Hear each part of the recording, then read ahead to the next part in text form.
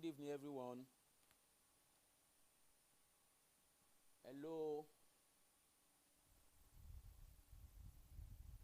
If you're already on, please just comment yes. If you are on already, please comment yes. Let me be sure you can hear me clearly. All right, thank you. I can see there are some people already on the line. All right, thank you. Now, let's just give some people more to join. Yes, I've seen a lot of people. All right, all right. I can see. Just say yes if you are online. All right, I can see you. That's fine. We will start the class very soon. Let's just wait for some people to join more. Sorry, we had to delay the class till 8 o'clock. Some people went to pray. Some of us are fasting and they need to break their fast and pray. That is why we have to wait for them.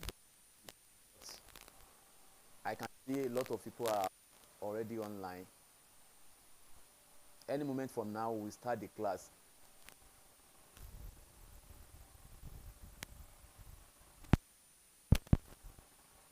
All right, I can see you.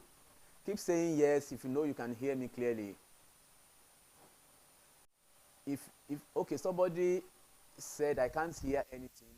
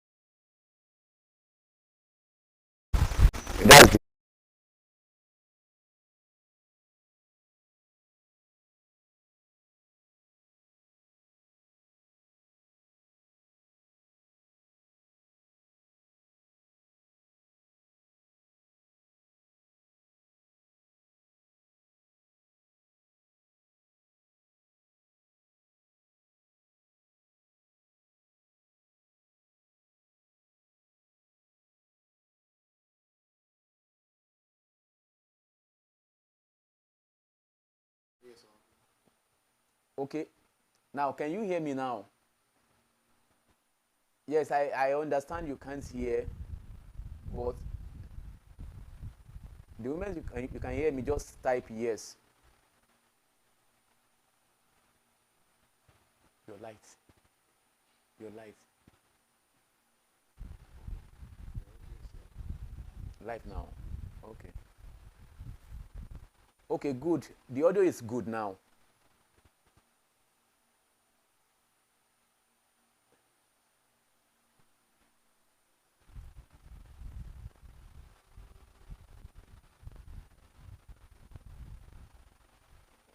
Okay, let's go.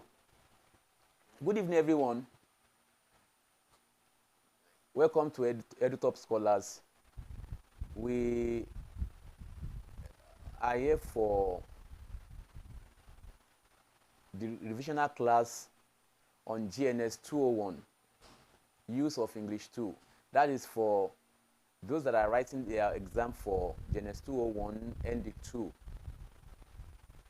Now, I will take you through the course structure, that is the core topics, the major topics for the course, then the exam structure as well. But firstly, I will explain the course structure to you. The course structure has 4 major topics. 4 major topics. The first topic is the grammatical conventions. Grammatical conventions. Then the second topic is connotation and denotation. Connotation and denotation. Then we have essay writing. Essay writing. Then we have literature in English. So those are the 4 major topics. And you are going to answer questions on these 4 major topics. I will go through them again. Grammatical convention,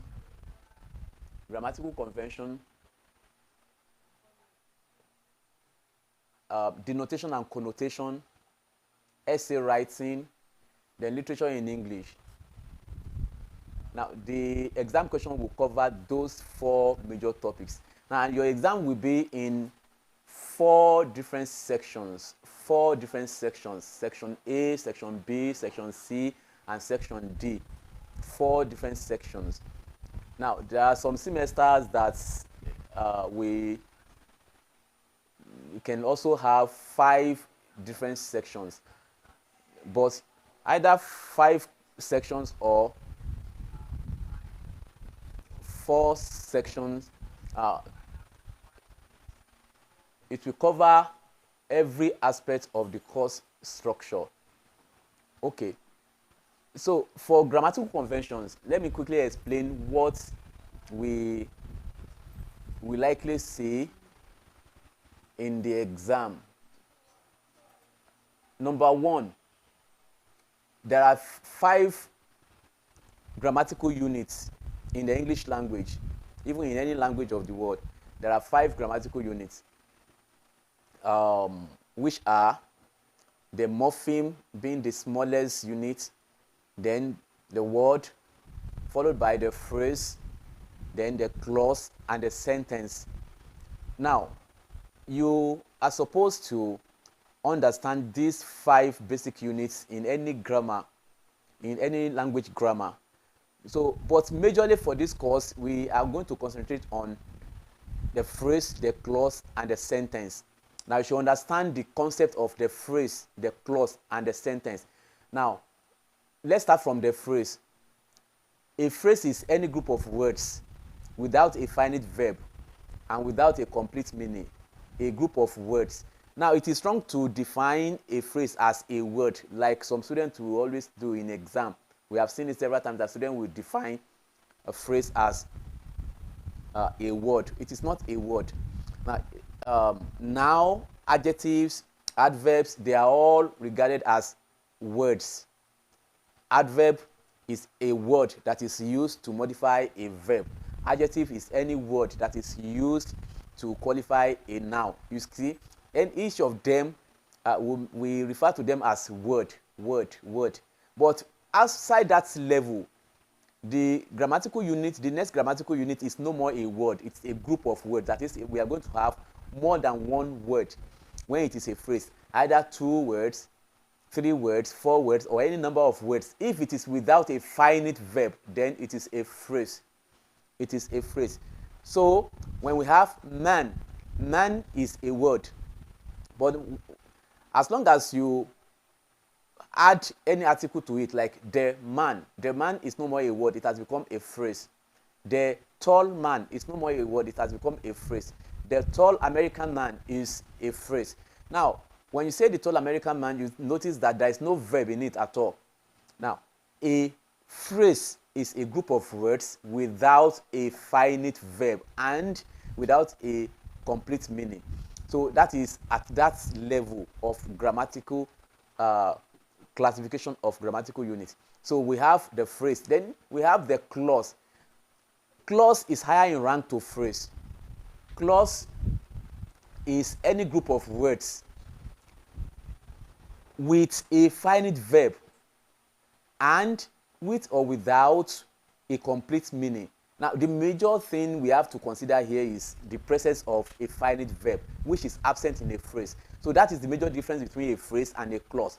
A phrase does not have a verb, that is a finite verb, but a clause must have a finite verb. When we say a finite verb, it means a verb that is active, which can also react to a change in tense, change in number.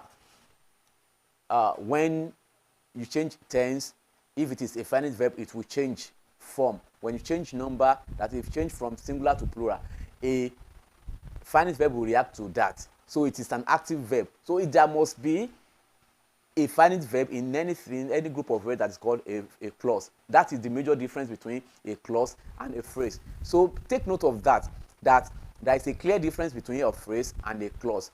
In that unit, grammatical unit that we call clause, structurally it has 2 types. We have 2 types of clauses structurally. We have what we call the main clause, and we have what we call the subordinate clause. The main clause is a clause that can stand on its own and make a complete meaning, now without depending on any other clause. That is the main clause. Now, why are they saying no, no, no? Are you sure you can't hear?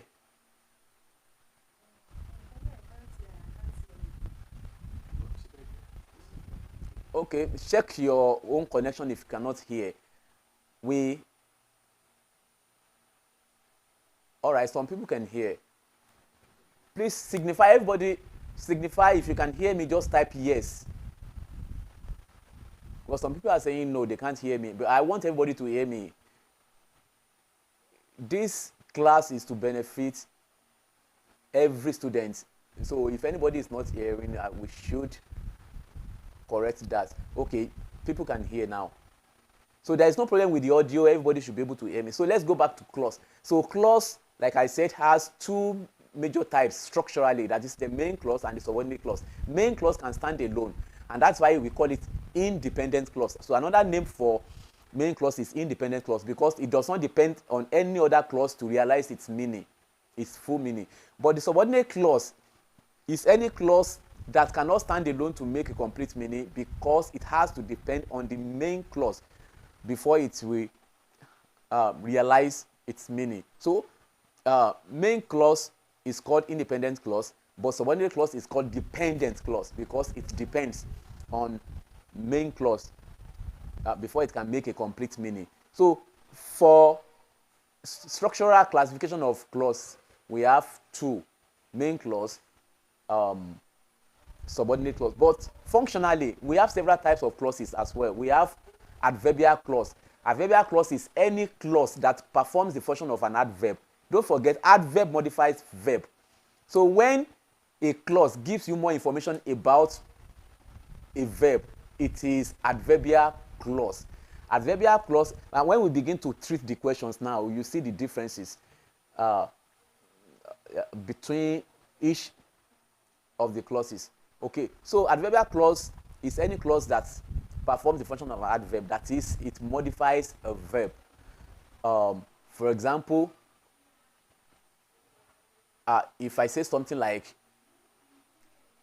she married the man, because adverb of condition, adverb of frequency, and so on. So adverb of reason will tell you reason for an action. Adverb of time will tell you time an action was performed. Adverb of place will tell you the place, we indicate the place the action is performed. Then adverb of frequency will tell you how often the action is performed. Adverb of condition will tell you the condition for the action to take place. So we have several types of adverbs. So whenever you mention adverbial clause, you should be able to tell us adverbial clause of what, adverbial clause of manner, adverbial clause of reason, adverbial clause of place, adverbial clause of frequency, adverbial clause of condition, and so on. So now we will see examples of such, I mean each of them, when we begin to treat the past questions, because we have several examples in these past questions. Okay, so those are the types of clauses. Now majorly, we are not going to dwell so much on main clauses in your exam. The major concern is the subordinate clause.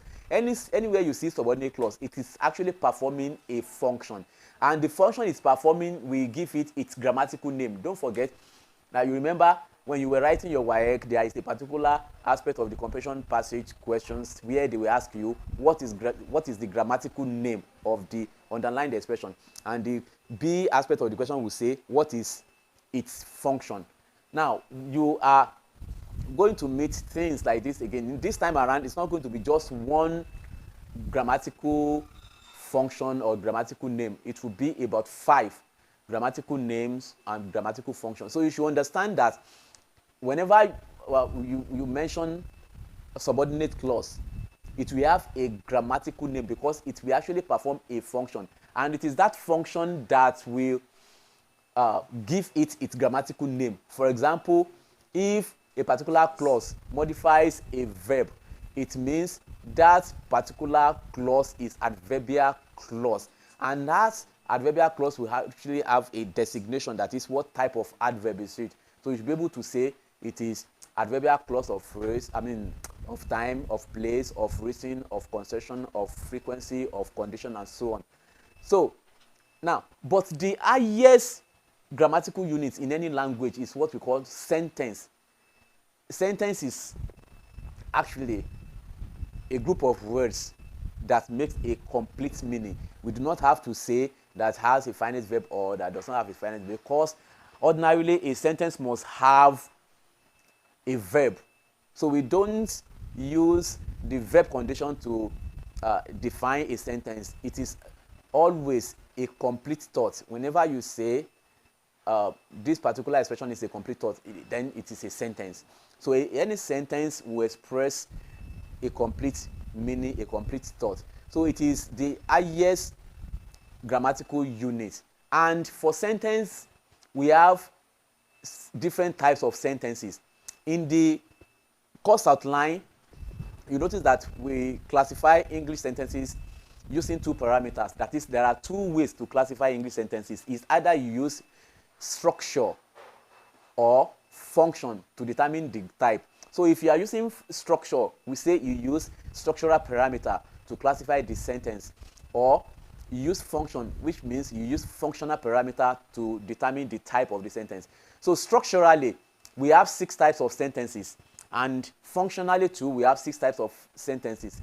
I have discussed that with most of my students in the class, but I will briefly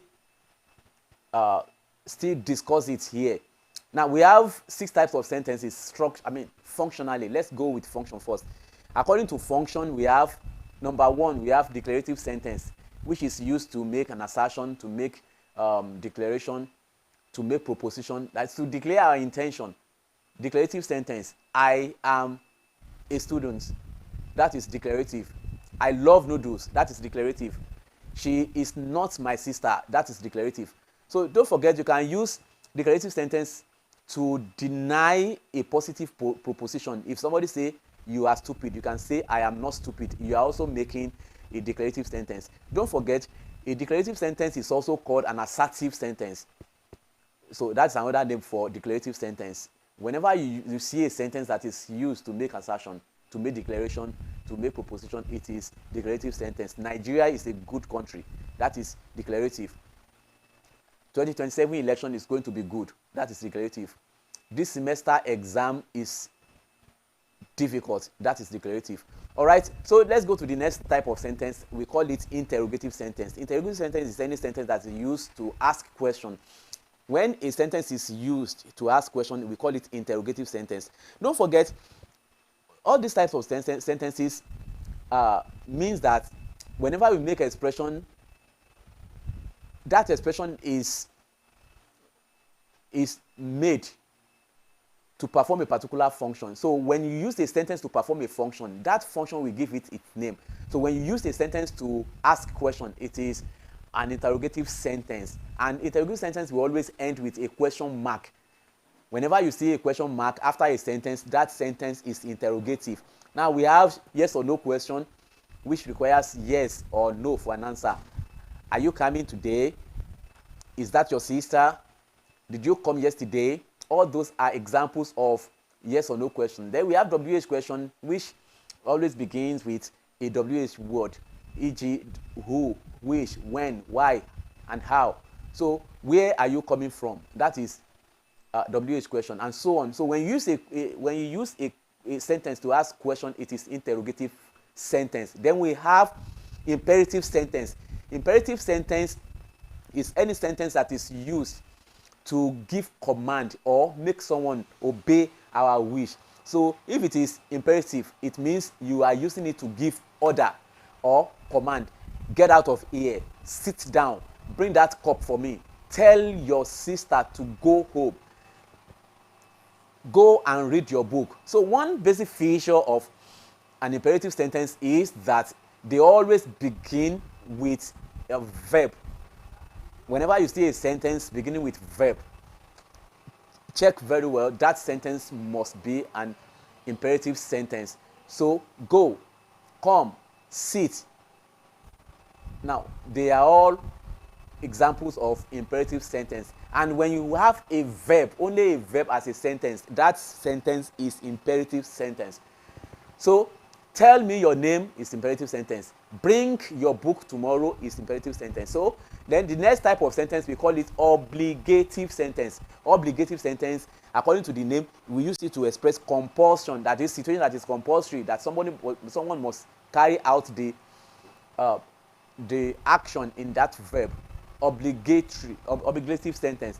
Now, obligative sentence examples are like, we must come together to do the job. We must come together to do, that is obligative. Every student should come with their tuition fee receipt to the examination, or that is obligative. Every citizen must pay their tax, that is obligative. We ought to see our supervisor today. You see that in each of the sentences I've used some obligative words like must, ought to, should. So anywhere you see such markers, they are used to make obligative sentences. The next type of sentence is exclamative sentence. Exclamative sentence is any sentence that is used to express surprise or to make sudden reaction to something. For example, when you say Jesus of Nazareth, wow, that's a beautiful nonsense. That is exclamative. Then exclamative sentence always end with exclamation mark. Don't forget, exclamation mark is a stroke with a dot under it. So that is exclamative sentence. The last type of sentence, we call it optative sentence. That is number 6. Optative sentence is any sentence that is used to make a wish or to express desire. I wish I have money. If I were Dangote, I will create jobs for people in my village. I wish I were you. And so on. So if you express desire, if you express wish, that type of sentence is optative sentence. That is for functional parameter. That is, classification according to function. So don't forget, whenever you make utterance, there is a particular function you want to use that utterance to perform. To make declaration is declarative sentence. To ask question, it is interrogative sentence. To give command, it is imperative sentence. To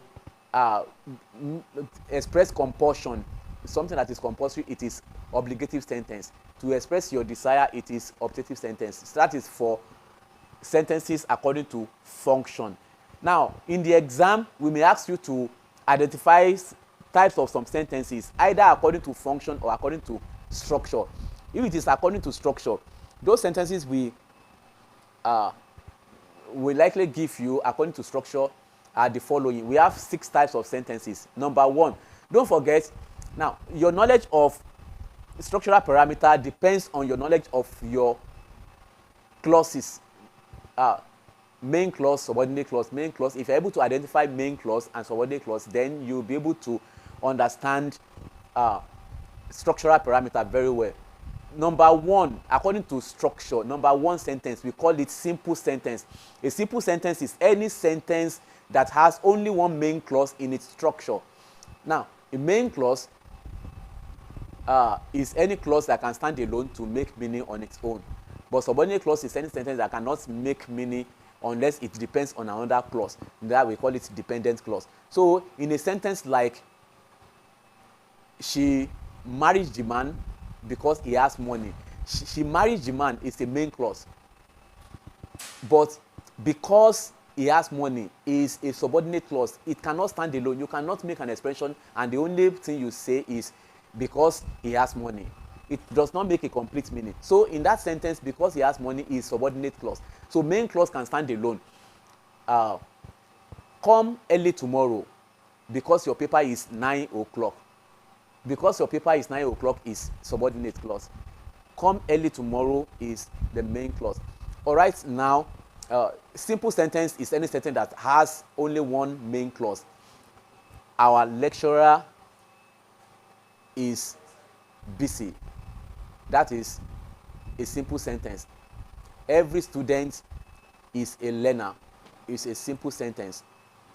The Polytechnic Ibadan is the best polytechnic. That is simple sentence. It has only one main clause. She has gone is a simple sentence. It has only one main clause. This is not my book is a simple sentence. It has only one main clause. So let's go to number 2. Number 2 is a compound sentence. A compound sentence is any sentence that has 2 main clauses in its structure, and the main clauses are joined together by a coordinating conjunction. Remember I said a coordinating conjunction, only one coordinating conjunction in a compound sentence. You cannot have 2 coordinating conjunction. That is why some people will commit grammatical error. It is wrong to say something like, I want her, still yells, he went to buy the clothes. Still yells is double conjunction. It is wrong in any sentence to use 2 conjunctions. So only one conjunction at a time. So a compound sentence is any sentence that has 2 main clauses, but the 2 main clauses will be joined together by a coordinating conjunction. Coordinating conjunctions are conjunctions like but, and, yet, still, and so on. So when you say they took the money and ran away. They took the money and ran away. That is a compound sentence. All right. I'm trying to look at the comments. Okay, that's fine. All right. So compound sentence is any sentence that has 2 main clauses in its structure, and the 2 main clauses will be joined together by a coordinating conjunction, either and, but, yet, or still. Now let's go to number 3. Number 3 is sentence type number 3, that is complex sentence. A complex sentence is any sentence that has one main clause only one main clause and at least one subordinate clause.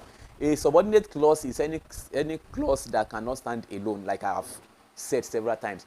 So when you have one main clause and one subordinate clause, or two subordinate clauses, it is a complex sentence. So a complex sentence is any sentence that has one main clause and at least one subordinate clause.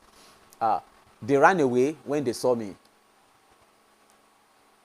is a complex sentence.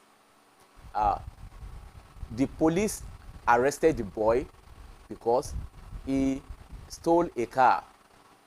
That is a complex sentence. We have one main clause and one subordinate clause. Now, the class rep had his birthday yesterday.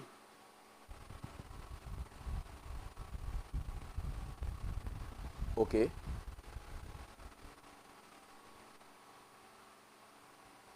The class rep had his birthday party yesterday after we left the class. After we left the class is a subordinate clause. The class rep had his birthday party yesterday is the main clause. So one main clause and at least one subordinate clause for complex sentence. Then for the next type of sentence, we have compound complex sentence. A compound complex sentence is any sentence that has two main clauses, only two main clauses, and at least one subordinate clause. That is a compound complex sentence. So don't forget, in a compound sentence, we only have two main clauses. But now that we have compound complex, anytime you hear complex in a type of sentence, it means there is a subordinate clause, at least a subordinate clause in that type of sentence. Now, if you just mention a type of sentence and that type does not have complex in it, it means it has only main clauses in it. So either one main clause or two main clauses or more than two main clauses. So in its structure. So but whenever you mention complex in a type of sentence, it means that sentence has a subordinate clause, at least a subordinate clause in its structure. So compound complex means a sentence that has two main clauses and at least one subordinate clause. Then the next type of sentence, we call it multiple sentence. Now, multiple sentence is just like advanced form of the compound sentence. Now, in a compound sentence, we have only two main clauses. But once you add one more main clause to a compound sentence, it has become a complex sentence. So a complex sentence is any sentence that has more than two main clauses, but without a subordinate clause. So more than two main clauses in a structure means it is a multiple sentence. Now, it will not have any subordinate clause in it. And the last type of sentence is a multiple complex sentence. A multiple complex sentence is any sentence that has more than two main clauses and at least one subordinate clause. So remember I said whenever you hear complex, it already has a subordinate clause in it. So that is it. Now, for type of sentences, that is the two parameters, functional parameter, structural parameter. It is very important to note that we are going to ask you to identify sentences either according to structure or according to function. So if we ask you to identify according to function, don't use structural parameter. And if we ask you to identify according to structure, don't use functional parameter. So take note of that. All right. The next topic is very important. Please pay attention. The next topic is denotation and connotation. Now, we are going to ask you questions on denotation and connotation. Listen carefully. Hello. This topic is very important. This topic will give you at least 10 marks. At least 10 marks. Denotation and connotation. Now, you should know the meaning of denotation and the meaning of connotation. What is denotation? Now, both denotation and connotation have to do with meaning in language. Meaning. Now, there will be some expression that you make that will have surface meaning. Surface meaning, that is ordinary meaning of such expression. Or even a word. A word will have its ordinary meaning, that is the dictionary meaning. Any meaning or anyone will give to it ordinarily without thinking about it deeply or figuratively. So if a word has ordinary meaning, that is dictionary meaning, we say it has denotative meaning. So denotation means the dictionary meaning of a word, the ordinary meaning of a word. That is denotation. What does it denote? What does it mean? Ordinarily, without thinking about any other thing, what does it mean ordinarily? Denotation. For example, food. Food means any substance that you can put in your mouth as edible material or edible item. So that is food. Food like rice, like noodles, like your semo. That is food. That is the ordinary meaning of food. But food could also have a deeper meaning. So the deeper meaning of any word is called connotative meaning. So connotation means the meaning of a word that is beyond the surface meaning. Any meaning you give to a word that is now a deep meaning, different from what it means originally or what it means naturally, is connotative meaning. So when somebody say, what does that connote? It means it has gone beyond ordinary meaning. What does it connote? For you to say, my sister is a dog, what does it connote? So connotation means the deeper meaning of a word. That is what it means. Meaning beyond dictionary meaning, meaning beyond ordinary meaning, meaning beyond surface meaning. That is connotation. That is connotation. So the difference between the two is that denotation has surface meaning or dictionary meaning or ordinary meaning, but connotation means the deeper meaning, figurative meaning, meaning beyond the surface level, meaning beyond what a child will understand. So that is connotative meaning. So in the exam, you are going to answer a question on denotation or connotation. One, you may answer a question on the meaning of connotation, meaning of the, that's what I've just explained now. Please come again on denotation, sir. Please come again on denotation. I mean, denotation, both denotation and connotation means different meaning we can give to words. So denotation means ordinary meaning, dictionary meaning, but connotation means the deeper meaning outside the ordinary meaning, deeper meaning that will give a figurative meaning, meaning beyond what it will mean ordinarily. Now, when I give you example now, you will know, you will understand.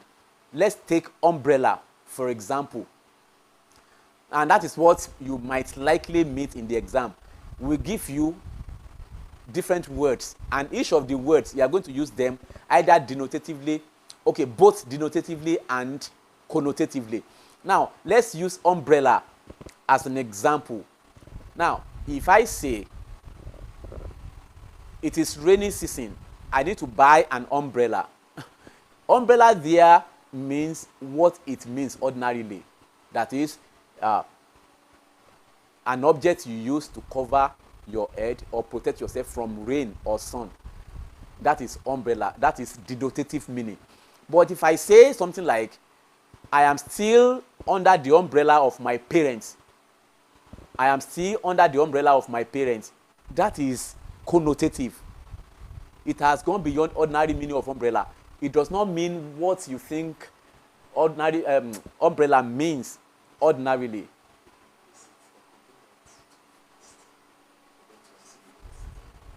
Okay, it is too fast. All right, I am doing that because I am trying to manage time. But okay, I will bring it low now. I said for denotation, it means the ordinary meaning of word, like food, like table. Table is an object that has 4 legs. That is ordinary meaning. Book. Book is anything that has what you can read on it. That is book. It's an object too. Phone. Your phone is an object that you use to make call or receive call. That is ordinary meaning. But when we go beyond ordinary meaning to deeper meaning, that word you are referring to at that particular time will not mean what it means ordinarily again. For example, if I say table, I just made a table. because I need to start reading for my exam. That is denotative meaning. But if I say I hate people when they table my matter in front of my enemies. Table there does not mean what it means as an object. I have put you on the table of evaluation. I have put you on the table of evaluation. So it is not this ordinary table. It has gone deeper than that. So, for example, I used umbrella the other time. If I say, I am still under the umbrella of my parents, it is no more the umbrella we see when it is raining. So, it is now having connotative meaning, so deeper meaning. It means I am still under the control of my parents. That is what it means connotatively. So if I say, I just bought that book, don't tear it, please. That is denotative.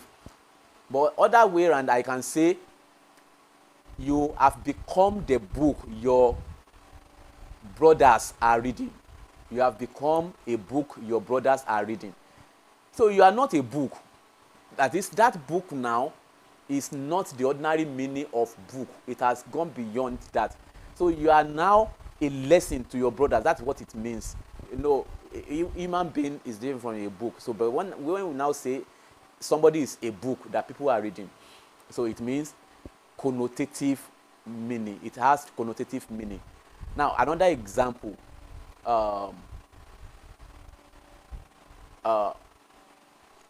He is the one that is putting food on my table.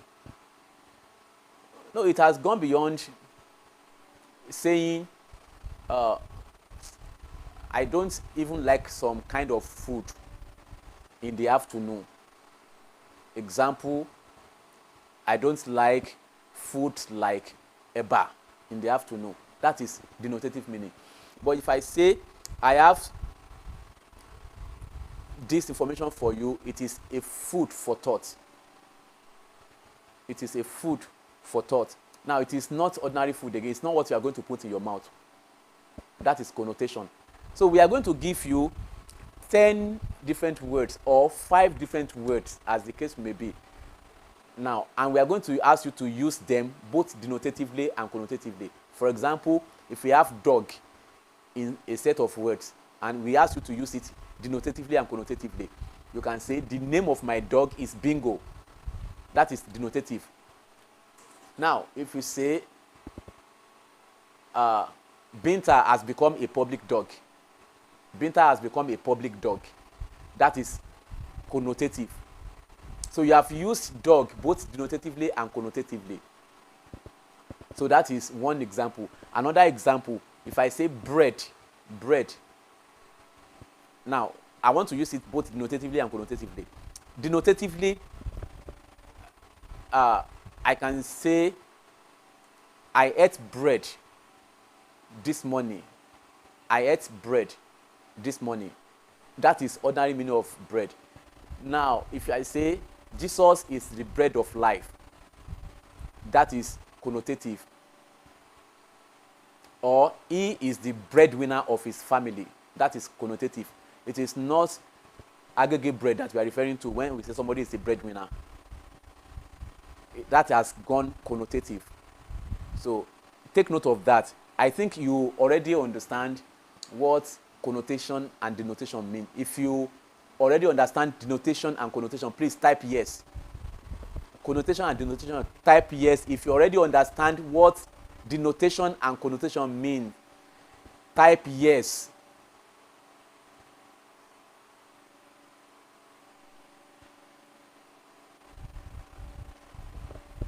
Okay, thank you. Now we can now go to the next topic. Don't forget, we are still going to treat past question. Now,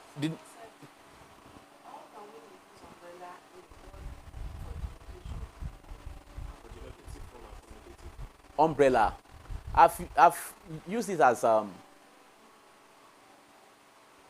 examples, but I will say that again. For umbrella, you need to go out with an umbrella during rainy season. That is denotative. That's the ordinary meaning of umbrella.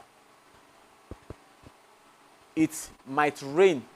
Please take your umbrella along with you. That is ordinary meaning. That's denotative. But for connotative, like I believe you understand that. Okay. The next topic, please.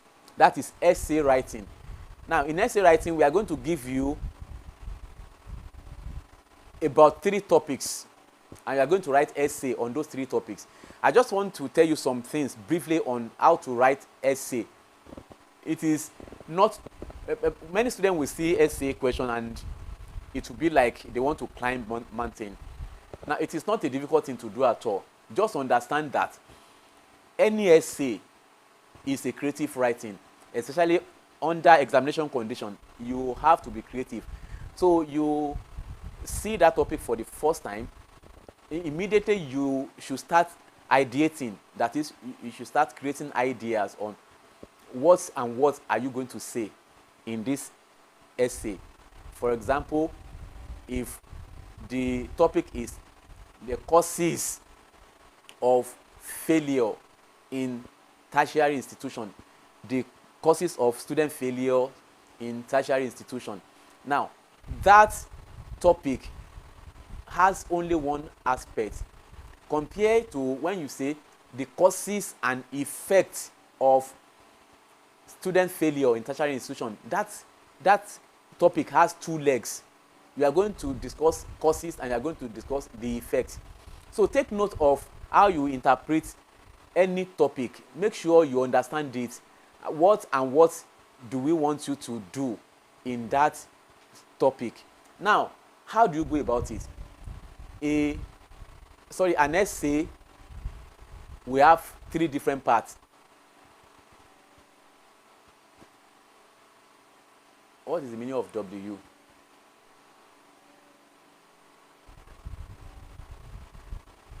Why are they typing W? What does it mean? All right, let's continue. So, an essay will have 3 different parts. The first part is the introduction. The second part is the body of the essay. And the last part is the conclusion. Your essay must have those 3 parts. Now, your introduction is just 1 paragraph. And your conclusion is just 1 paragraph. But the body of your essay must have at least 3 paragraphs. The body of your essay must have at least 3 paragraphs. Now, how do you develop your paragraph? Number 1, whenever you choose a particular topic you want to write on, at the back of your question, quickly write the number of ideas you wish to discuss in your essay. For example, causes of student failures in tertiary institution. Now, what are the ideas you want to? Maybe number 1, peer pressure. Number 2, absence from class. Number 3, bad influence. Okay, you already have 3 ideas. So you have 3 paragraphs already. If you join those 3 paragraphs with introduction and conclusion, you have 5 paragraphs, which is a very good body or a very good content for your essay. Now, in your essay, we are going to mark 4 basic things. Your content, which means did you write your essay within the context of what we asked you to write? And did you actually give us enough content? That is, did you actually explain what will convince your examiner? That is it. All right, sorry about that. Now, that is it. You must complete anything we ask you to do in an essay. You must complete it. That is your content. And make sure you don't deviate from what we ask you to do. That is your content. Your content will give you big mark. At least your content may give you 4 marks in the essay. Then the next thing is your organization. How well are you able to organize your ideas? Now, what you are supposed to say first, is it not what you have said last? Organize them sequentially or chronologically. Make sure they follow a particular pattern. That is, you arrange them very well. You organize them into a clear content. So that is organization. Then the next thing is your expression. That is another very important aspect. Your grammar. We mark your grammar. That is why you are supposed to minimize your grammatical error, because you will lose mark the more you commit grammatical error. That is for expression. Then the last thing is the mechanical accuracy, where we mark your punctuation. You should learn to punctuate your essay correctly, and even capitalization is part of mechanical accuracy. Don't use small letter to write proper nouns like name of person, name of specific name of animal, or specific name of things. So don't use small letters to write such. So we mark all those things. And so if you are able to develop your idea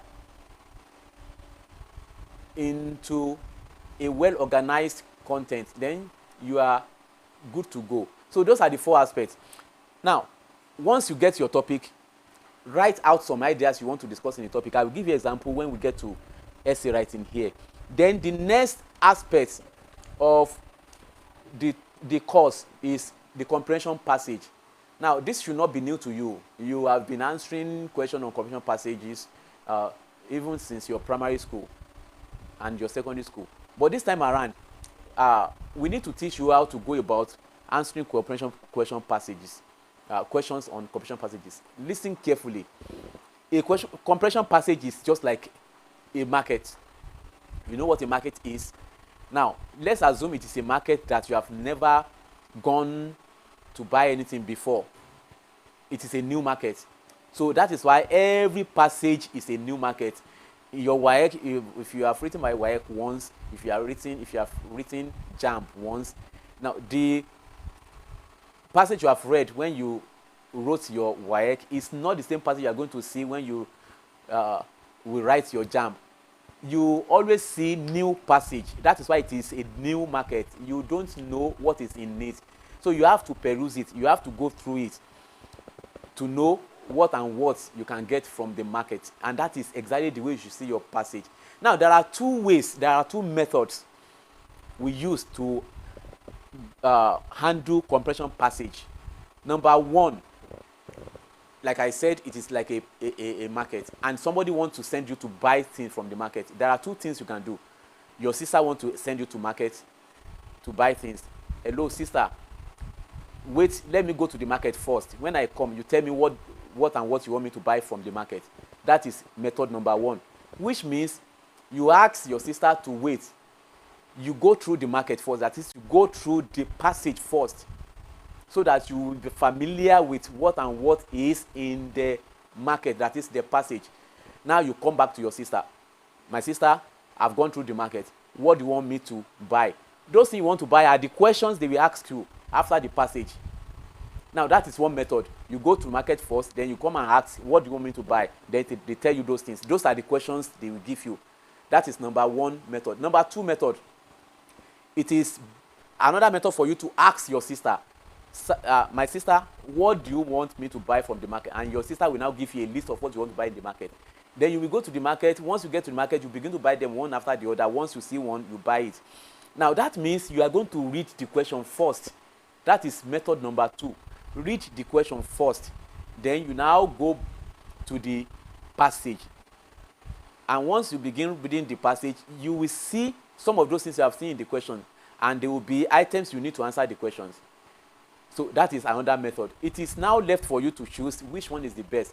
You go into the market first to come back and ask them, what do you want me to buy? That is, reading the passage first, coming back to the question. Or ask them, what do you want me to buy first? Then you go to the market. That is, read questions first, then go to the market. That is how to go about it. But what works for me may not work for you. I like reading the questions first, so that when I begin to read the passage, I can answer the questions right away. But some students would like to read the passage first, then they will go to the question. The only disadvantage is that might waste your time. If you read the passage first, you may end up reading the passage more than once.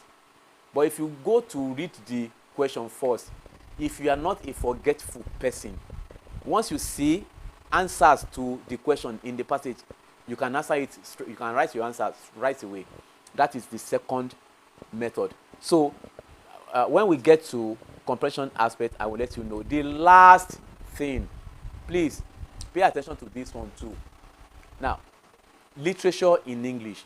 Now, a literature text has been recommended for you for the literature aspect of this course, and that is this Merchant of Perfidy by Olumuyiwa Ojo, Merchant of Perfidy. I believe many of you must have read the story in this book.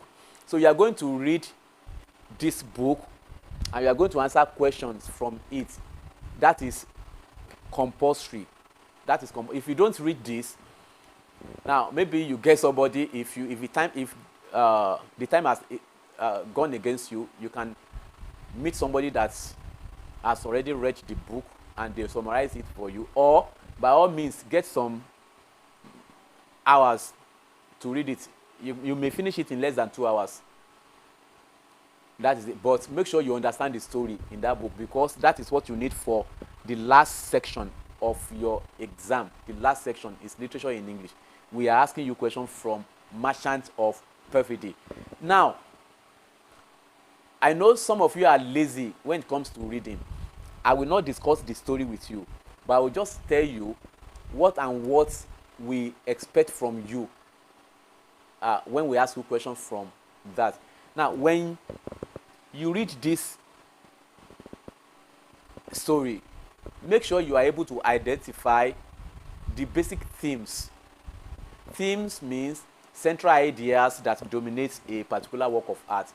Now, those important lessons, the aspect of life that the author is trying to touch. Now, we can have theme of corruption, theme of oppression, theme of war, theme of hatred, theme of dehumanization. I am not saying all these themes. I am just telling you, giving you examples of some themes that you might see in any literary work. So you can have such themes as theme of love and so on. Now,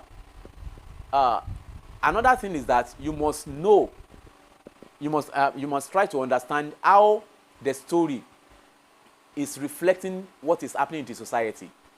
I am telling you what you should try to understand. You don't just read that book and just say, I have understood the story, or the story is interesting. We are not going to ask you if the story is interesting or not. We are going to ask you to analyze or appraise the content of that storybook. So what do we expect from you? Number one, try and understand the themes. Try and understand the reflection of what is happening in the society as you can see them in that book. In what way has the book, as the story, reflected what is happening in the society? Try and understand it. So what has the author projected that will tell us that this is what is happening in the society? So if actually literature is mirror of life, how is this book mirroring the society? How is it mirroring life? That is what we want you to understand. Now, I will treat some questions with you under literature also. So when you read this book, pay attention to those things. That is what is. No, I said nobody's going to ask you if the story is interesting or not. We want to know if you actually read the story or not, and we want you to appraise it and do the literary analysis of the story. So quickly, if there is no question, I'm going to treat the first past question with you. I think you must have seen the past question from your various platforms. So let's start with 2023-24. That is more recent. From the most recent. Let's start from the most recent here. So I've sent 2 past questions to you. So we are going to treat the first one, which is 2020, 2023, 2024. Nothing is wrong with the network. Check your own network. Everything is okay here. Now, this is 2023-2024 academic session, use of English 2, GNS 201, for full-time and DPP. So, both full-time, DPP, and part-time are writing the same exam this semester. So, it doesn't matter if you are full-time or part-time. So, you are writing the same exam. Okay, this paper has 5 different sections. Yes, 5 different sections. Section 1, grammatical conventions. So answer all the questions in this section. Now, and that is the structure, the same structure you are going to see this time also. Now, we are going to have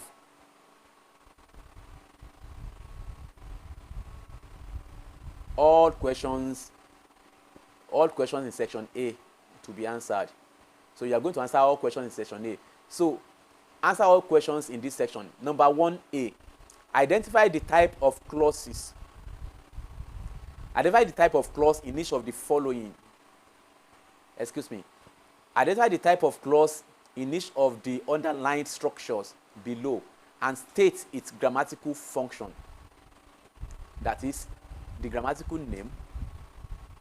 So the type of clause and its grammatical function, the type of clause and its grammatical function. So when we say type of clause, so definitely the subordinate clause.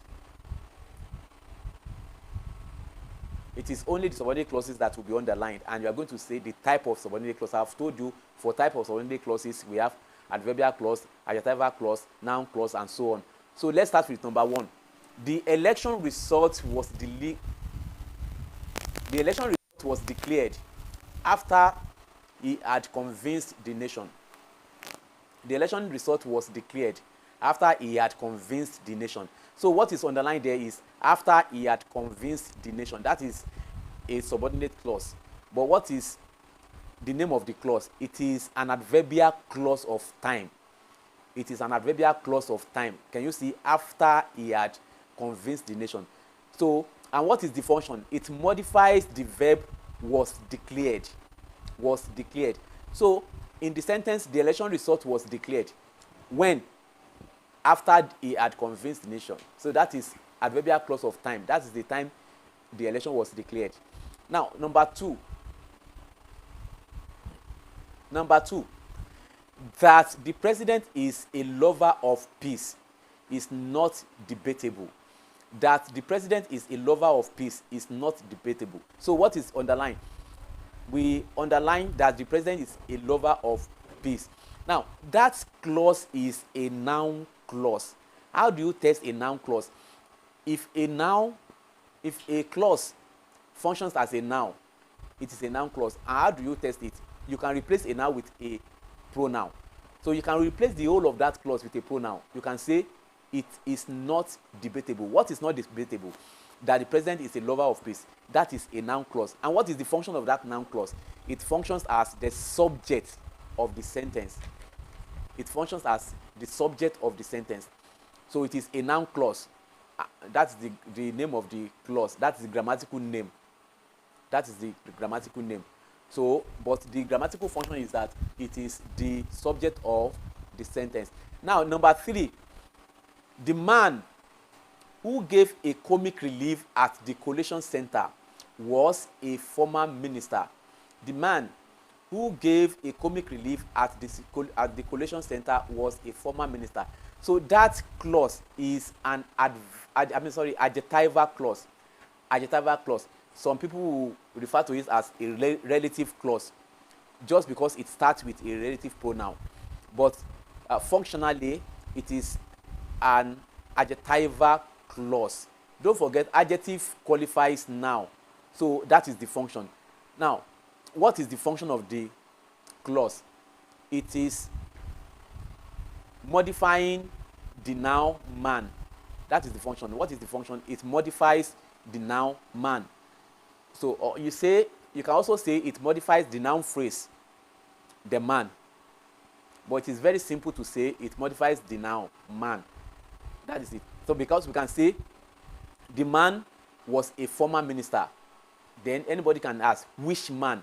Whatever you say to describe the man is adjectival. So which man? The one that gave a comic relief at the collation center. So who gave a comic relief at the collation center is an adjectival clause. Number 4, our governor is celebrating because he broke the second term jinx. Our governor is celebrating because he broke the second term jinx. Now, the underlined part of the sentence is because he broke the second term jinx. That is also an adverbial clause. What type of adverbial? Adverbial clause of reason. Why is our governor celebrating? Now, because he broke the second term jinx. So our governor is celebrating because he broke the second term jinx. That is adverbial clause of reason. Number 4. No, that's number 5. Number 5. Please check the comments. Any question? We can still continue. All right. Number 5. The new rector made the institution what it is now. The new rector made the institution what it is now. Now, what it is now is underlined. What is the grammatical name? The grammatical name is, check it very well, it is a noun clause. It's a noun clause. And check that structure very well. It has 2 complements, that is 2 objects. The new rector made the institution. The institution is the object of the verb made. But what it is now is the complement of that object. Now, what it is now, it is the second object, the indirect object of the verb made. Now, what it is now, you can simply say it is a noun clause. That's the grammatical name. What is the function? It is the complement of the object, that is the institution. Okay, I think you got that one right too. So, but it's a noun clause. Number 6 now. If the nation prays, the mercies of God will follow. So we underlined if the nation prays. Now that is definitely an adverbial clause. An adverbial clause. What type of adverbial? That is reason. Adverbial clause of reason. Of condition. If, I beg your pardon, it is adverbial clause of condition. On one condition, the mercies of God would follow. On one condition. What condition? If the nation prays. If the nation prays. So if the nation prays is an adverbial clause of condition. And that is all for number 1A. Then number 1B. Take note of this. This is sentence classification. But according to what? That is according to function.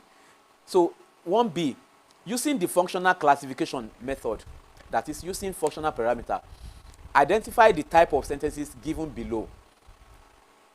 Now, many of you should be able to tell me the answers even before I will say it. You should have understood the way I explained the other time. What function is each of these following performing? The first one is used to ask questions. So it is what? It is an interrogative sentence. Number 1 is interrogative sentence. Who knows this? Who knows its potentials? Who knows its potentials? That is an interrogative sentence. You can see a question mark there. If you see a question mark after a sentence, it is an interrogative sentence. Who knows its potentials? That is interrogative sentence. Number 2, hooray, democracy is at last. That is, you can see exclamation mark there. That is exclamative sentence. Exclamative sentence. Number 3, we will resist dictatorship. we will resist dictatorship. That is declarative. That is declarative. That is to make an assertion. That is assertive sentence. Number 4, give me the key of your car now. Give me the key of your car now. That sentence is used to give order or command. That is imperative sentence. It's an imperative sentence. Give me the key of your car now is imperative sentence. Number 5, if I were the governor, I would pay all the outstanding now. If I were the governor, I would pay all the outstandings now. That is an optative sentence used to make a wish or express desire. If I were the governor, I will pay all the outstandings now. It is optative sentence. Optative sentence is used to express wish or desire. Optative is spelled as optative.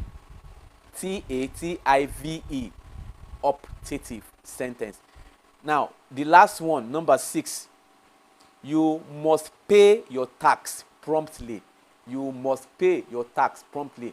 That is obligative sentence. That's an obligation. Whenever you see must, should, ought to, it is to express obligation. That's obligative sentence. Now, they have asked us to identify sentences according to their function. But in some other cases, they may also ask you to identify them as, using structural parameter, that is according to structure. But this one is according to function. Okay, so let's go to section 2, which is essay writing. Like I told you, you are going to write an essay, and that should not be a difficult thing for you to do. Once you see your topic, just try to write some ideas at the back of your book. What are the points you want to discuss? That will help you. Then you introduce, you conclude. That will give you a good number of paragraphs. So the topics here, now every semester we will give you about 3 topics. Just choose one of the topics. So here we have given you 3 topics too, and very likely that tomorrow you'll be given 3 topics as well. So topic number 1, another year without the Chibok girls. Another years without the Chibok girls. Number 2, cashless policy in Nigeria. What an experience. Number 3, polytechnic education in Nigeria. Prospects and challenges. Now, these 3 topics, you can just choose any one of them. Which one do you think you can write very well on? That is what you should choose. This, I am not saying these are the topics you will see in your exam, but this is just an example of how we ask you questions on essay writing. We will be given 3 topics, and choose one of the topics that you think you have good ideas about. So then just try and write outline. What is the first idea you're going to discuss?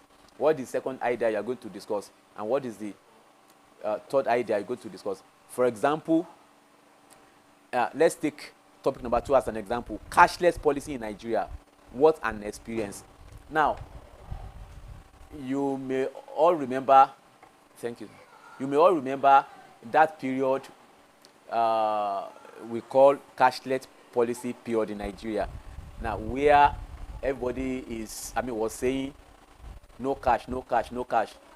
And people were always having one challenge or the other before they can spend money, because there was no cash with anyone.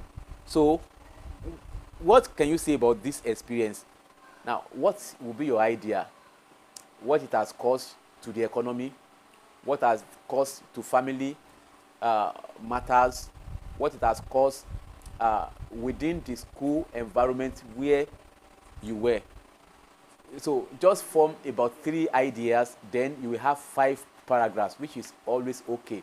Now, when you have 3 ideas, you write your introductory paragraph.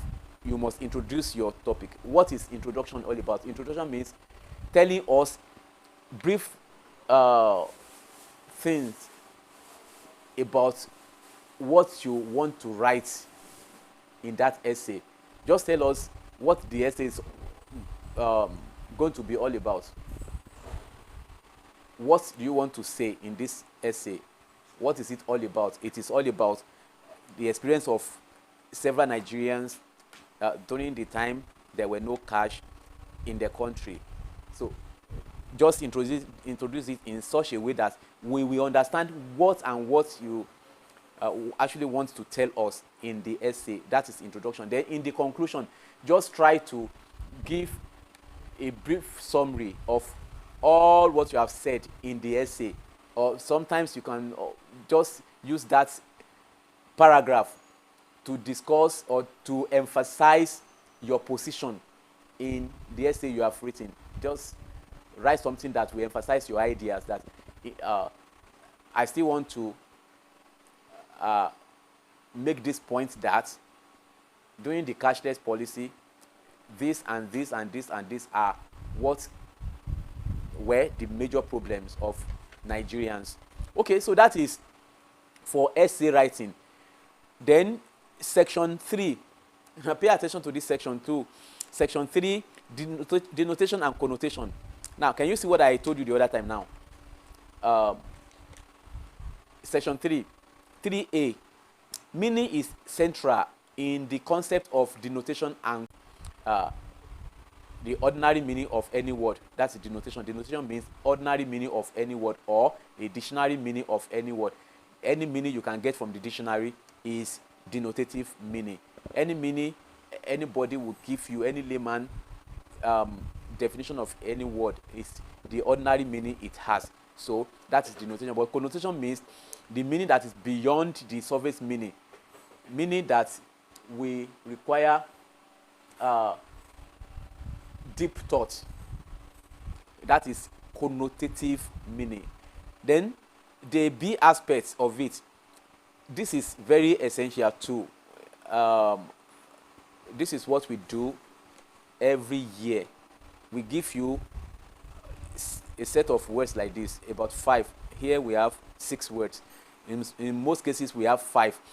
So use the following words connotatively and denotatively to establish the differences.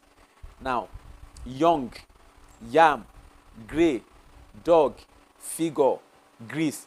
So, now for you to earn good mark here, it means you are going to give 2 sentences for each word. 2 sentences for each. Don't make that mistake, please.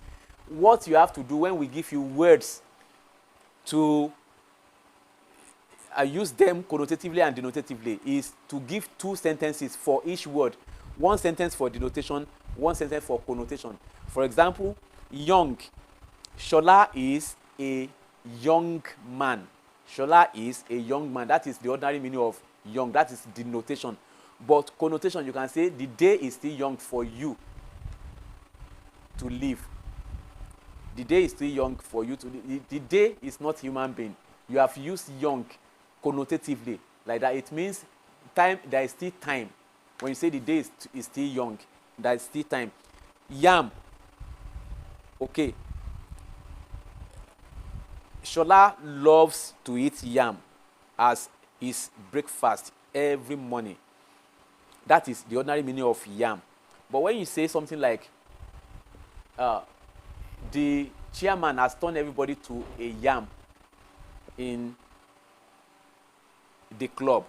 The chairman has turned everybody to a yam in the club. That is, he has made everybody to become stupid in the club.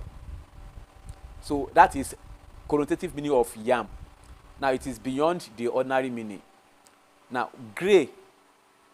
Now gray is actually a color. I love gray when it comes to cap. Then we have to respect the gray. We have to respect the gray. Now when we say we have to respect the gray, now, or we have to respect the gray head. We have to respect the gray head. Now we are not particular about the color then, but we are particular about some category of people in a particular age range. So when they are that age where they have gray hair, Now, that is what that sentence is referring to. That is connotative meaning. So we are not talking about color there. Dog. I love dogs when they are young. I love dogs when they are young. That is ordinary meaning of dog. That is denotative meaning. Or you can say, I just bought a dog. I just bought a dog. That is denotative. But when you say, she has become a public dog, she has become a public dog, that person you are referring to is not a dog. She is human. But you have given her attribute of dog because you are using that word denotatively to refer to his habit or his character or his nature. So that is connotative meaning. Then figure. Now, figure 8 is a popular figure in most mobile contacts. Figure 8 is a popular figure in most mobile contacts. You understand what I'm saying? Now, my sister cannot write figure 8 correctly. My sister cannot write figure 8 correctly. That is denotative meaning. All right. Moshood Abiola was a public figure in Nigeria. Moshood Abiola was a public figure in Nigeria. Now, it is no more referring to the ordinary meaning of figure in that regard. So, now the last one, Greece. Greece. I think you understand the meaning of Greece. If I want to use it notatively, the fan is no more working effectively because the grease has dried off. The fan is no more working. It's not working efficiently anymore because the grease has dried up. The fan is not working efficiently anymore because the grease has dried off. That is denotative. That is the ordinary meaning of grease. But connotatively, you can say something like, more grease to your wrist. More grease to your wrist. That is connotative. It's not that they are going to take grease to rub that person's wrist. Now, it means something more than the surface meaning. That is connotative meaning. So in any way you want to use a word, both denotatively or connotatively, it means you are going to use that word twice in two different sentences. That is, so you are going to meet something like this in your exam. We give you, I'm not saying these exact words will come in your exam, but something like this will come. Something similar to this will come. We give you different words, then we ask you to use them denotatively and connotatively. That is for section 3 of your exam. Then section C is comprehension passage. I will not be able to read the comprehension passage here, but I've told you how to go about it. It is either I read the passage first and I go to the question, or I read the question first and I go to read the passage. So if I read the question first, once I begin reading the passage, it is likely that I see some answers to the questions once I already know the questions. But in other ways, I can read the passage first, then once I begin to read the answer, I may remember where the particular place where I have seen the answer to the question. Then I can easily go back to the passage. All the methods are good. I mean, the two methods are very good. It depends on which one you like most. So, but for any question in this section where we ask you to replace any word with another word as used in the passage, make sure any word you are using to represent it, if you read that line again, that line will still have its original meaning. It will not lose its meaning. That is what we mean by as used in the passage. It must stay there, and when we read the line, the expression again, the expression must not change meaning. And there is something we call context clue. If you don't know the meaning of a word, you should not be bothered. There is a way you can trash out the meaning. Just go back to where the word is used. Look at the context. Look at the environment. The environment will suggest the meaning to you. Let me give you an example. The word galvanize, if it is used in a passage, galvanize, in an expression like, he did not just commit the crime, his brother galvanized him into doing it. Now, he did not just commit the crime, his brother galvanized him into doing it. Galvanized there has a special meaning, and what it means is that his brother, you can give me alternative word to replace galvanized there. His brother lured him, his brother encouraged him, his brother motivated him, his brother pushed him, his brother spurred him, and so on. So it could mean that somebody pushed somebody. So you can use the environment to determine the meaning of the word. Look at connotation. Let's check where connotation is used. Line 1. It may have an outright negative connotation, but in English it basically means I do talk. So look at, okay, if you read from the beginning, gossip. Yes, gossip is universal. In some languages it may have an outright negative connotation. So connotation is underlined. So what can you use to replace connotation? The only word that can stand there is meaning. It may have an outright negative meaning. That will go. So that has not changed the meaning of the expression. So if you don't know the meaning of connotation before and they said it could mean negative connotation, now that is negative meaning. So you can use the environment to determine the meaning of a word. That is what if you see a new word, don't run away from it.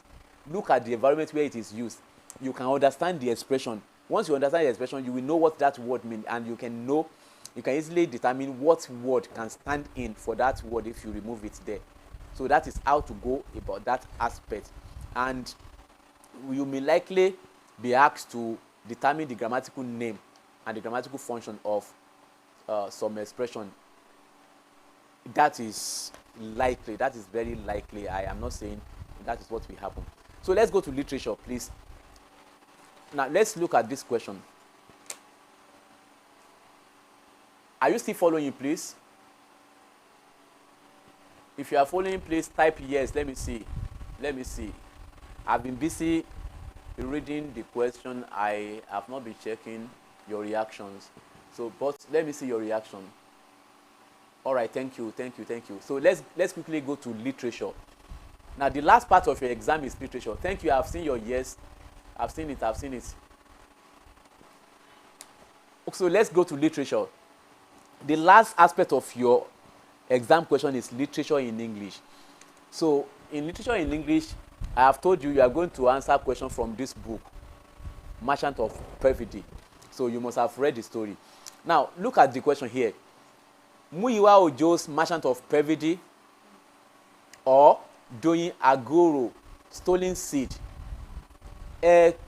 encapsulates or shows the challenges and experiences in the modern society. Discuss with reference to the text. Now, don't be surprised. This semester that we are discussing the past question, we use two different storybooks, and that is why you have two authors there, Doyin Agoro and Muyiwa Ojo. But this time around, it is only Muyiwa Ojo, Merchant of Perfidy, that everybody read. So the question will only be on Muyiwa Ojo, Merchant of Perfidy.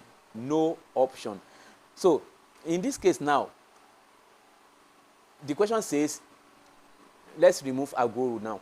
Muyiwa Ojo's Merchant of Perfidy encapsulates or shows the challenges and experiences in the modern society. Discuss with reference to the text. What this one is saying is that you should discuss the relevance of the story in Muyiwa Ojo's Merchant of Pevity to what is happening in the society.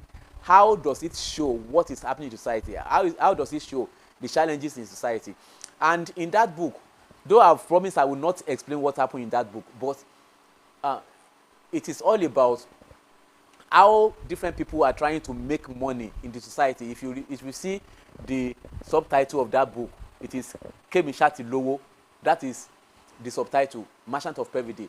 That is the motive of most people in the society now, that Kinshati Lowo, that is getting rich as quick as possible, is what everybody is running after now. And that is what Muyiwa Ojo is trying to project in that book.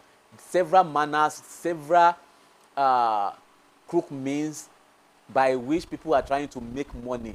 Now, there are several reflections of that in politics, how some politicians will do some dubious things to make money,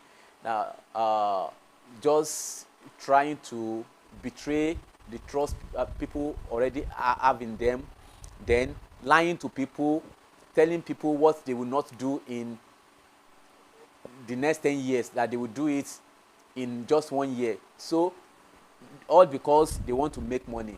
And apart from that, how several people are doing some things like rituals and some other bad things because they want to make money. Those are the things that Muyiwa Ojo is projecting in that. And if you know, I mean, if you can consider it very clearly or carefully, you will see that that is what is happening in society now. It is a true reflection of the society. Merchant of Pevity is a true reflection of the society. How people are trying to get money through illegal means and some other bad means that will dehumanize other people. That is rituals, fraud, 419, and some other things like that. But he also projected that the end result of such activities, such behavior, such characters are not always good. He projected that too. Now, you cannot just say all these things that I'm saying just like that. I do not want to talk about several characters in this book, because many of you will just pick that without reading the book. I want you to go and read.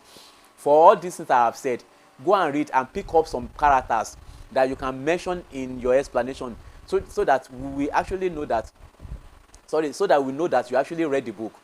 If you just tell me the story and you did not say one or two things that will make me understand that you actually read the story, you are just deceiving yourself. Make sure you mention names of some characters.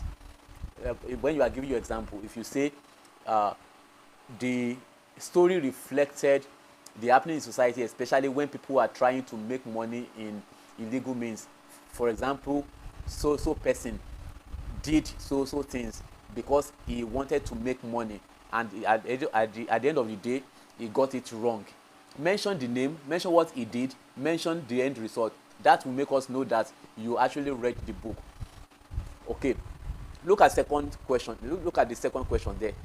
Question number B.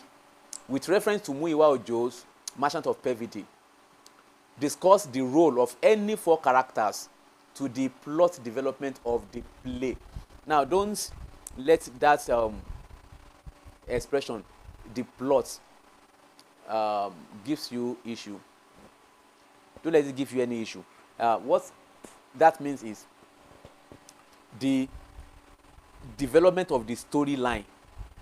Now, mention some characters, at least 4 characters, mention their name and tell us their contribution to the storyline. Their contribution to the storyline.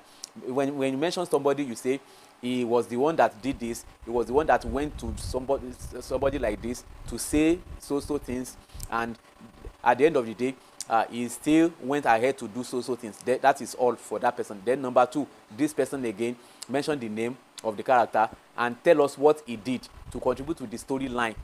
Then mention another person, tell us what he or she did to contribute to the storyline. That will make us understand that you actually read the book. Now, the plot in any work of art means, in a story, the plot in a story means the development of the storyline. That's what the plot means. Now, with this, I need to let you know some things. In the objective part of your question, now, the structure of your question might give you objective parts in the section A. And that is why I will go through the second past question briefly, because that structure is very appropriate to what you are likely to meet. Now, but for the literature aspect, we may likely ask you some questions on drama. For example, in a drama work, what do we mean by dialogue? For example, we have several literary terms that we use in drama, like conflict, character, scene, act and scene, denouement, climax, and so on. So let me quickly say some things on those ones. Now, drama is a work of art that is written in dialogue, and it is acted on the stage. That is what drama is. It's one of the genres of literature. We have 3 genres of literature. We have drama, prose, and poetry. But what differentiates drama from other genres is that it is written in act and scene, and it uses dialogue to develop the story. Dialogue means conversation between 2 or more people. That's why in a drama work, you will see the name of somebody, what he says, the name of another person, what he says. That is what we call dialogue. And that is how you know this story is a drama. Now, dialogue means conversation between 2 or more people. Now, conflict means struggle between 2 opposing forces in any drama work. Struggle between 2 opposing forces. The 2 opposing forces are the protagonist and the antagonist. Protagonist is that character in any story that is trying to do what is right in the society. That is protagonist. In any film you watch, you will see actor and the boss. The actor is always the person that is striving for what is good, but the boss will now work against the person. So that is the antagonist. So in any drama work, we have protagonist and the antagonist. Those are the 2 opposing forces that will create conflict. So don't forget, conflict means struggle between 2 opposing forces, which are antagonist and protagonist. Antagonist is the person that is opposing the protagonist, the person that is destroying or sabotaging the work of the protagonist. But the protagonist is that character that is doing what is right. He is the one people will always support because he is the one that is doing what the society wants. But the antagonist will always work against him. For example, in Nigeria, the government is the protagonist. The Boko Haram is the antagonist. Government is trying to make peace in the country, but the Boko Haram, the kidnappers, the insurgents, and some other bad group like that, they are the antagonists. So if we write a drama about Nigeria and the bandits, now the federal government will be the protagonist and the bandits will be antagonists. So in Muyiwa Ojo, identify the protagonist and identify the antagonist so that you'll be able to talk about the 2 of them. So in any drama work, we have protagonists and we have antagonists. Then we have what we call, I have told you, conflict is the struggle between the 2 of them. But when the conflict is developing, the conflict will get to the highest point, that is climax. We call it climax. So climax means the highest point of conflict in any story. The highest point of conflict in any story, that is that point when you see the actor and the boss coming face to face, and that time they must end the struggle, they must end the conflict. That is climax. When we say Otiwa Doju Ebai, that is climax in any story. So at climax, something will later happen. It's either the antagonist was able to overcome the protagonist, that is, the boss wins the actor. That one will make us sad. And when any story ends in a sad mood, that story is called tragedy. That is tragedy. But when, in any case, the protagonist is able to overcome the antagonist, then we are happy and we say it is tragicomedy, because along the line a lot of things will have happened to the protagonist that are sad. So that time we are sad because the activity of the antagonist will have affected a lot of things. We are sad about that. But later, when the protagonist is able to overcome, then we say we are happy, and it is tragicomedy. Both happy and sad mood combined together, that is tragicomedy. But if from the beginning to the end we are happy in a story, we say that story is comedy. So we have three types of drama in that regard. We have tragedy, comedy, and tragicomedy. Don't forget, all those may come in your objective questions. Then when they try to settle the scores between them at climax, after that time we say they have resolved the conflict. That is resolution. Resolution means the point at which conflict is resolved in any work of art. That is resolution. So after climax, the next thing is resolution. Climax is the highest point of the conflict, but resolution is when the conflict is resolved. Maybe the antagonist overcome the protagonist, or the protagonist. That is resolution. Then after resolution, the next thing is what we call denouement. Denouement means the point at which the tension created by the climax is coming down. You know, at a particular time, you may have tension in you that maybe the antagonist will kill the protagonist, and the tension is in your body. But at the end of the day, when you open your eyes and you see, they say, otipa, that is the protagonist has won. So then the tension will now come down. That point is called denouement. The point at which the tension created in the conflict is coming down is called denouement in drama. So take note of all those ones. Then your figures of speech are very important. Let me just mention a few of them. Figures of speech like irony, simile, metaphor, personification, and there are a lot of those figures of speech that you have wrong notion about. For example, let me talk about personification. Personification is not a figure of speech that gives attribute of animate to inanimate. That is wrong. Any textbook that tells you that is lying. Now, personification means giving attribute of human to something that is not human. For example, when you say the sky is shedding tears, that is when it is raining. The sky is shedding tears. It is only human being that can cry and shed tears. So that is personification. Or you say the trees are dancing. That is attribute of human. Tree cannot cannot dance. So that is personification. If you say the flowers are waving their hands, they don't have hand. How are they waving hands to you? But just to create mental picture of what is happening in that scenario is why we have used such expression. So it is personification. When you personify something, you make it to become person. You make it to become human. That is what you mean by personifying, personification. So it is not giving attribute of animate to inanimate. No, that is wrong. It's giving attribute of human to something that is not human.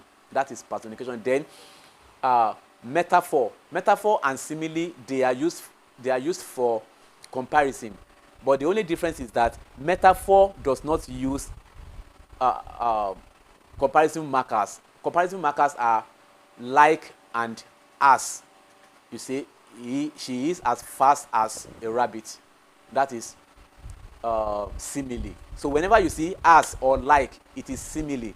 But whenever you don't see as and it is comparison, that she is a dog, that is metaphor. Nigeria is the giant of Africa, that is metaphor.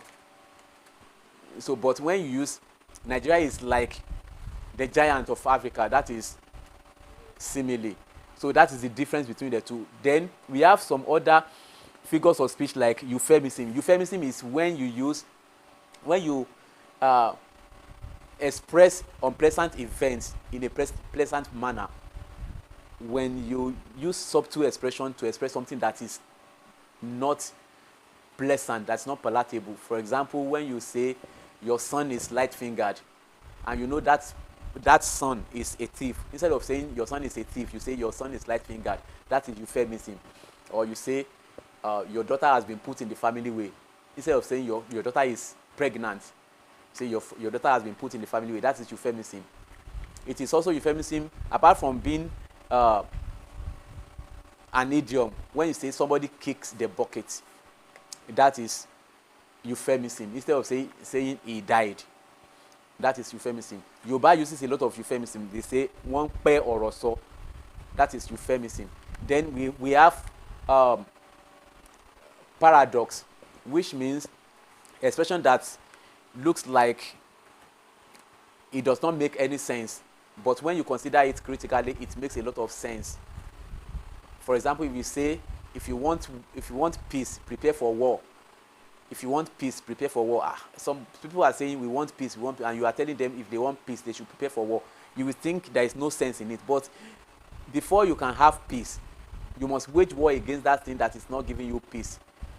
Before we can have peace in Nigeria, we must wage war against Boko Haram and bandits. So that is the meaning of that expression. But if you look at it initially, it will make no sense to you.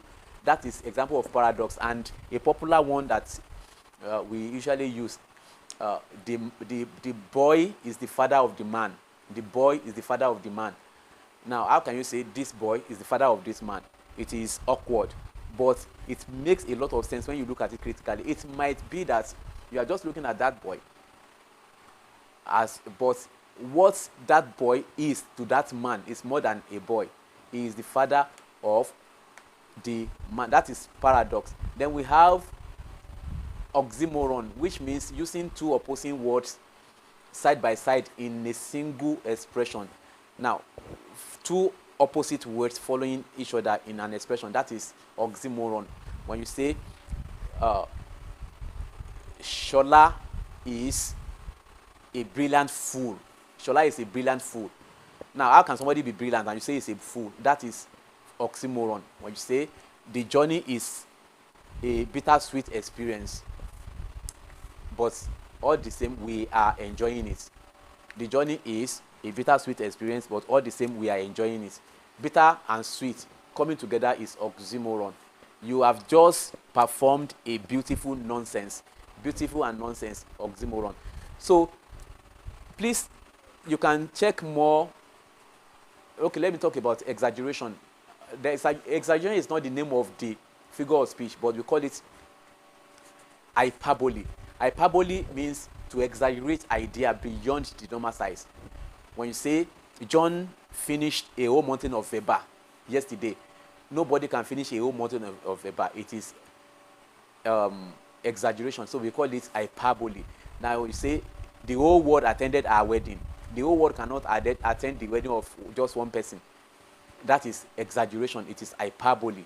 So read more about figures of speech because they might come in the objective part of your question. Now, if there is no any other, let me see if there is question. Please ask your question.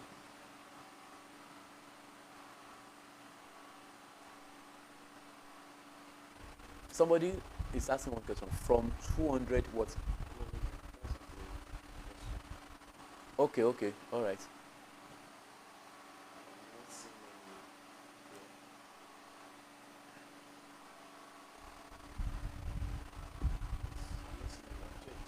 Okay, no question. Now, please, I will just rush through the second past question. I will just rush through it.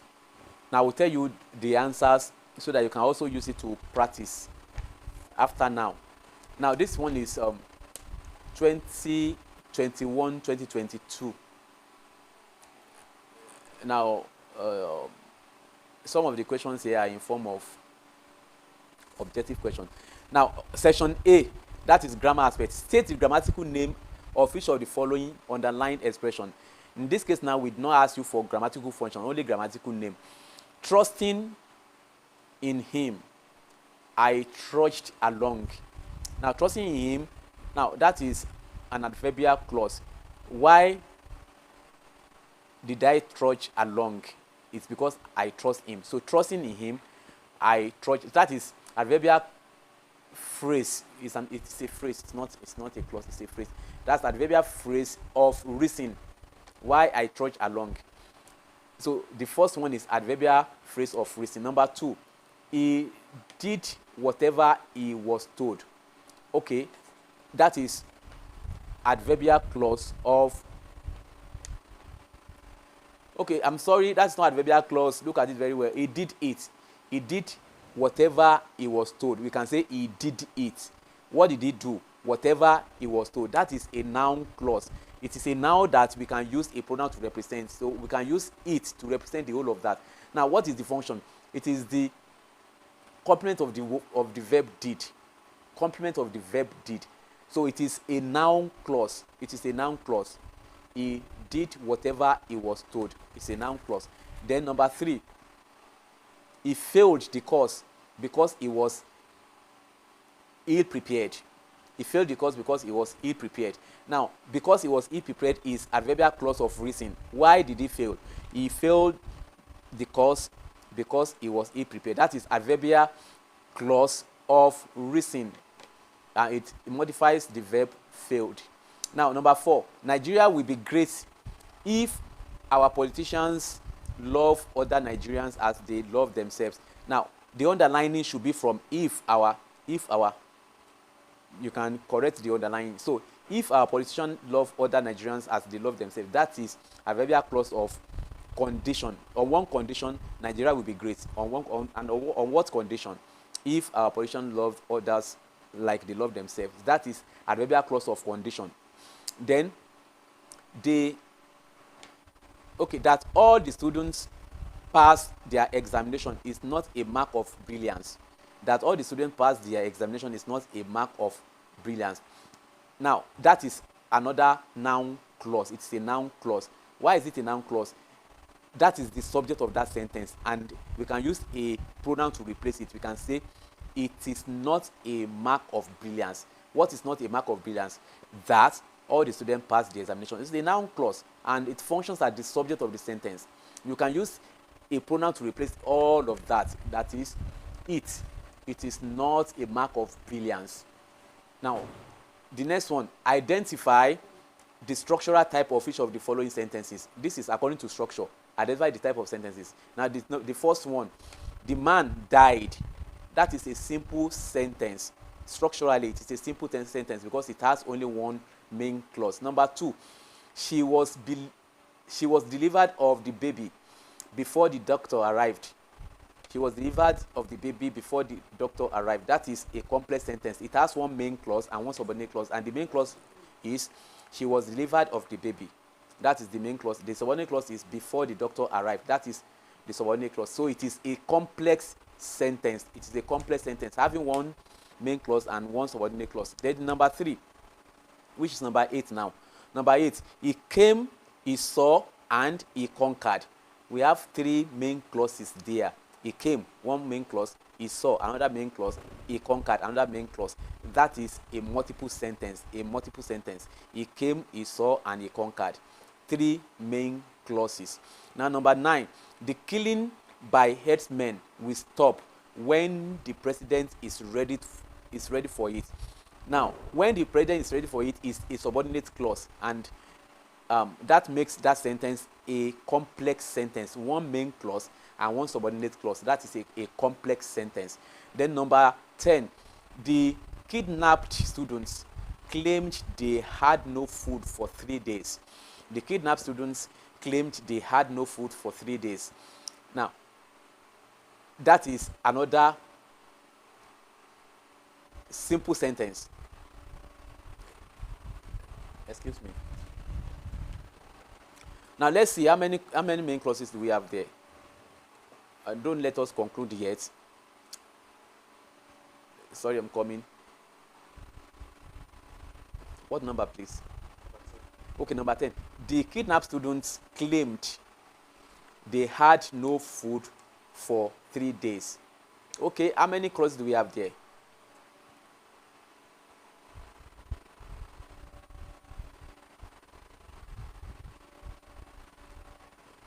All right, we have one main clause and one subordinate clause. But the major thing here is that the subordinator has been removed. That is the subordinating conjunction, which is that.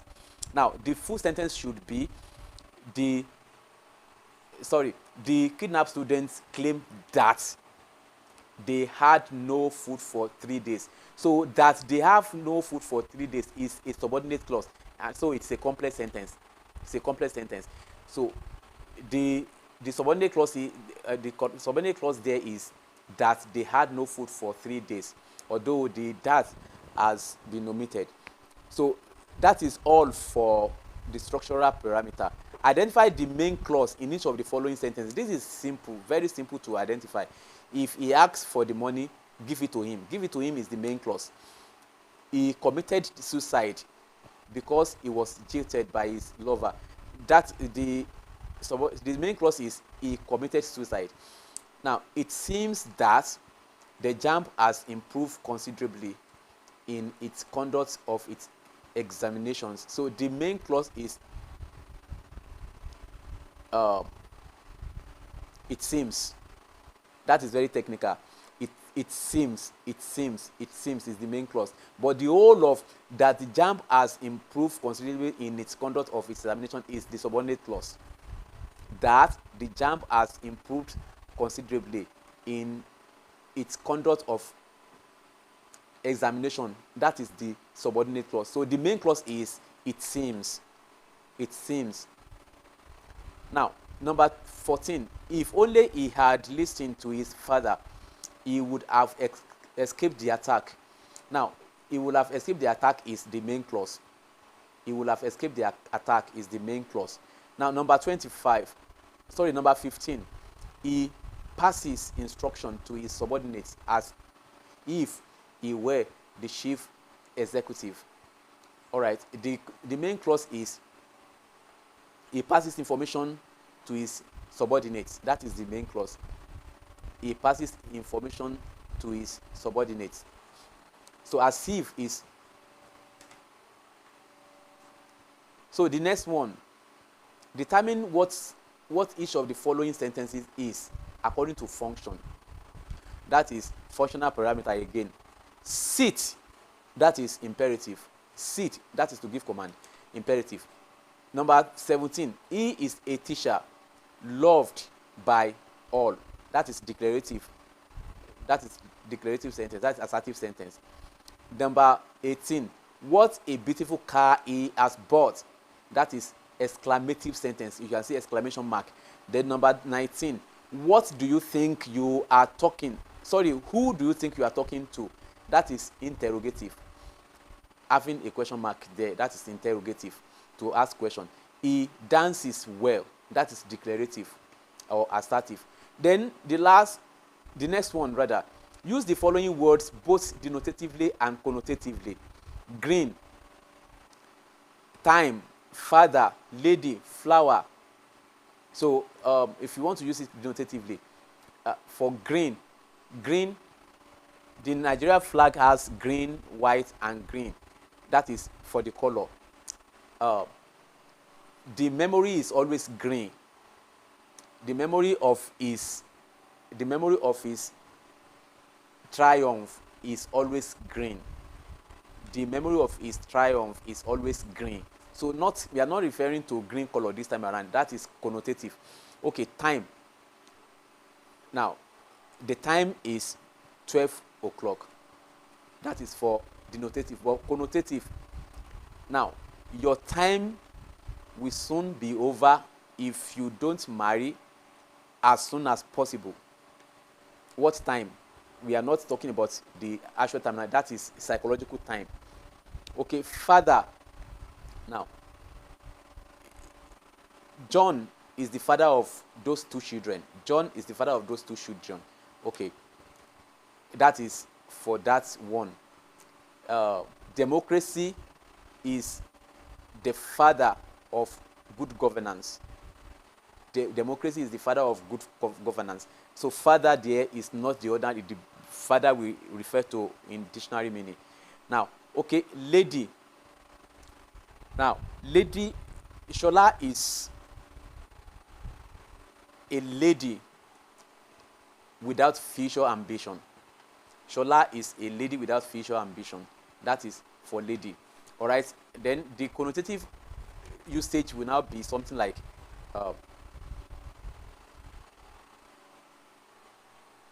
the man is the lady of the house. The man is the lady of the house. You see, that is having connotative meaning. Then you have to think about it. Why is he the lady of the house? He's a man now. Why is he the lady of the house? So, okay, that is connotative meaning.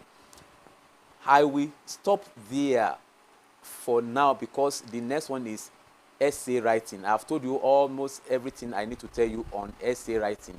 Choose a topic that you know you can write something better on. Write your ideas down before you begin writing the essay. And that is all. Let me see if I can entertain just few questions and we close the class. 47. Where's 47? We must watch the way the pendulum of public opinion is swinging. What figure of speech? We must watch the way. The pendulum of public opinion is swinging. That is metaphor. That is metaphor.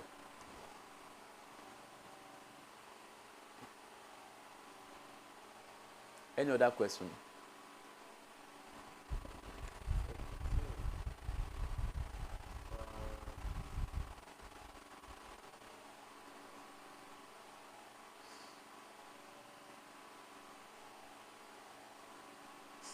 The grammar, connotation, and application aspects that I'm not sure I get that. Connotation. So somebody is asking, can multiple sentences also be called compound sentence? Okay, for that question, somebody asks, can multiple sentence also refer to as compound sentence? Now, it's an argument, but we cannot have two different names to explain a concept. Now, we have to classify it. If it has two main clauses in a structure, that is compound sentence. But if it has more than two, we must give it another name. That is when we came about multiple sentence. It is multiple when you are counting 3, 4, 5 main clauses in a structure. That is multiple. So I do not agree with such author that says compound and multiple mean the same thing. For the purpose of this exam, compound sentence means any sentence that has, two main clauses, only two main clauses, joined together by coordinating conjunction. But for multiple sentence, once you have more than two main clauses, you can have you can have 3, 4, 5, 6 main clauses in a structure. That is multiple. That's what we mean by multiple. You just reason about it. When you say something is multiple, now it has multiplied. It has multiplied.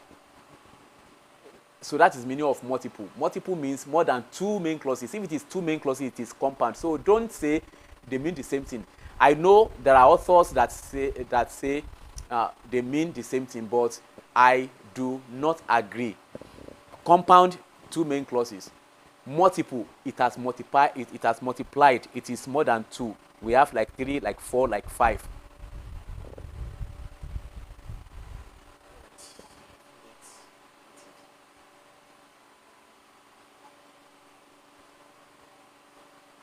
So I think I've done justice to this discussion. Question number 8 in the. Okay, question number 8 is he came, he saw, and he conquered. That's why I said that's multiple sentence. We have 3 clauses. Each of them can stand alone. He came, he saw, and he conquered. It's a multiple sentence.